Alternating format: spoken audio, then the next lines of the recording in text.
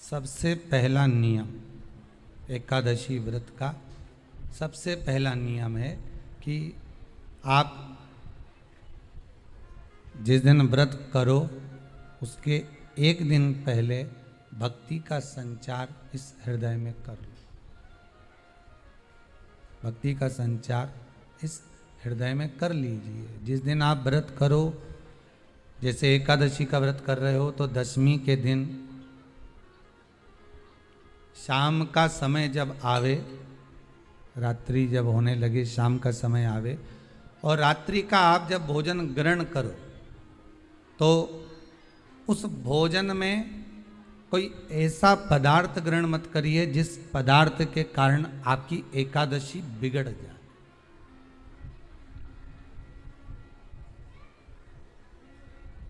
कोई बेकार भोजन हमें ग्रहण नहीं करना, श्रेष्ठ भोजन ग्रहण करिए दशमी के दिन।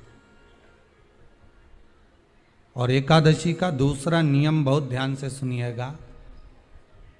जिस दिन आपकी एकादशी का व्रत हो उस दिन प्रयास करिएगा कि अपने हाथ से किसी भी वृक्ष की कोई पत्ती टूटे ना। अपने हाथ से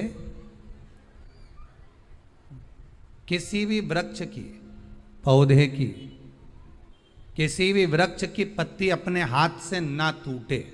बहुत ध्यान दीजिएगा महाराज। एकादशी का ये दूसरा नियम है कि अपने हाथ से किसी पौधे की, किसी वृक्ष की, किसी डाली की कोई पत्ती टूटे ना, कोई पत्ती ना टूटे, इसका प्रयास करिए।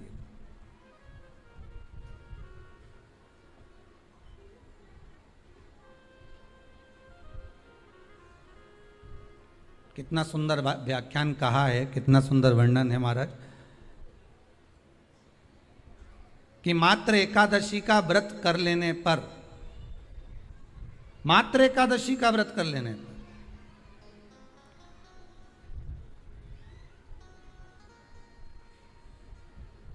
जो पूर्व में किया गया हमारा पाप कर्म है, हमने किसी जीव की हत्या करी है, हमने किसी को कष्ट प्रदान करा है, हमने किसी को अपशब्द कहा है, हमने किसी को ताने दिए, हमने किसी को आड़ा टेढ़ा कहा है, हमने किसी को गालियां दे दी है, मात्र एकादशी का व्रत ही कर लेने पर ये सारे जो दोष हैं वो समाप्त हो जाते हैं।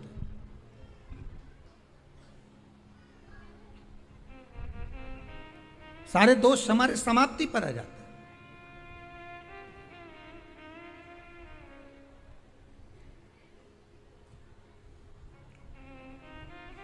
अब एक विचार करिएगा थोड़ा सा अपने मन में, अपने चित्त में, अपनी वृत्ति में एक बात उतारिएगा।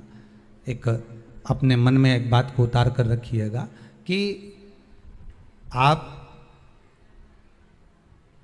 अपने पाप को, अपने पाप कर्म को जिस दिन क्षीण करने वाले हो, समाप्त करने वाले हो, अपने पाप को आप जिस दिन समाप्ति पर लेकर जा रहे हो तो उसके एक दिन पहले आपको प्रसन्नता होना चाहिए कि नहीं होना चाहिए कि कल मेरा पाप कटने वाला है, कल मेरा पाप समाप्त होने वाला है। जो मैंने पाप कर्म करा है वो समाप्त होगा, जो मैंने पाप कर्म करा है वो कल समाप्त हो जाएगा। तो एक दिन पहले आपके चेहरे पर प्रसन्नता हो कि ना हो?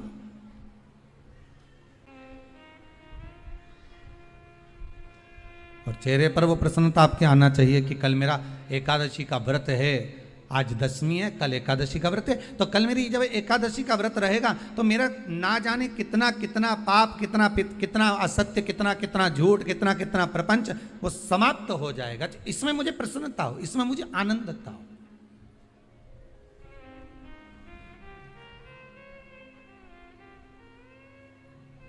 तो क्या कहा गया कि प्रयास करिएगा कि एकादशी के दिन कोई वृक्ष की, कोई डाली की, कोई कोपल की कोई पत्ती ना तोड़ी जाए। क्यों? तो कहा अगर उस पत्ती को हम तोड़ देते हैं, वृक्ष की पत्ती को या क्यारे में लगी हुई कोई डाली की पत्ती को हम तोड़ देते हैं तो एकादशी का पुण्य फल प्राप्त नहीं होता, एकादशी का कोई फल हमारे खाते में नहीं जाता, पुण्य फल प्राप्त। अब फिर भले तुम चाहे तुमने मोरदन खाया हो, चाहे तुमने फिर चिप्स खाई हो, चाहे तुमने फिर व्रत का कितना ही सामान खा गए हो और तुमने सोचा कि आज मेरी एकादशी है, तो फिर उसका कोई फल प्राप्त नहीं, उसका कोई सुख प्राप्त नहीं आपको, फिर उसका कोई आनंद प्राप्त नहीं आपको, तो उसमें कोई आनंद की अनुभूति आपको नहीं मिल रही है।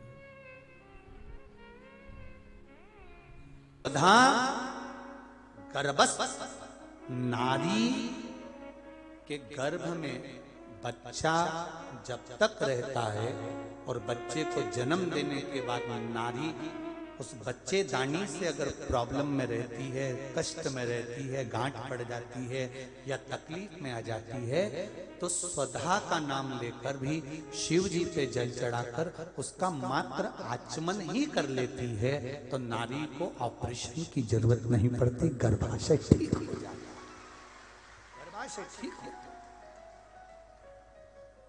स्वधा नाम कोई साधारण सा नाम नहीं है, स्त्रियों के लिए, पुरुषों के लिए, पुरुष वर्ग में भी अगर हर्निया की भी प्रॉब्लम हो गई है और हर्निया हो गया, डॉक्टर बोल रहा है ऑपरेशन करना पड़ेगा, तो कुछ दिन स्वधा का नाम लेकर भगवान शंकर पर जल चढ़ाकर उस जल का आचमन करना प्रारंभ करिए और फिर जांच कराओ कि हर्निया में आराम लगना प्रारंभ हुआ कि नहीं हुआ।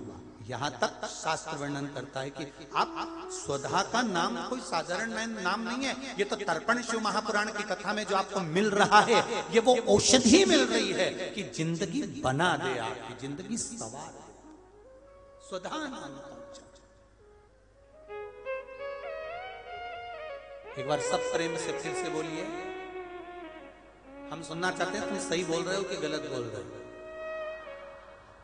स्वधा आधा सा है, फिर वाह और फिर धा आ की मात सुधा। ये कोई दक्ष प्रजापति की बेटी स्वधा का विवाह पितरों के साथ कर दिया।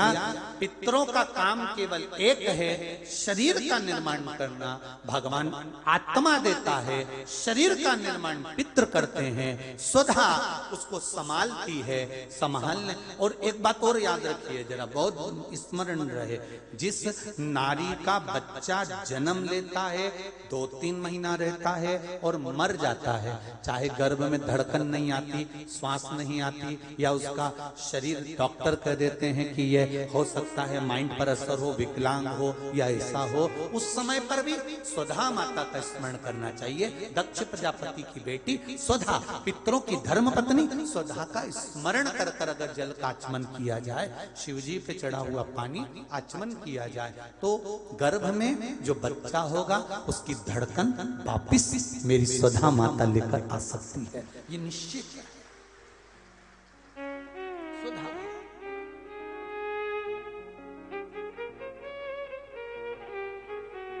स्वधा का विवाह कर दिया पितरों के साथ। स्वधा ने तप कर, बहुत तप किया, बहुत।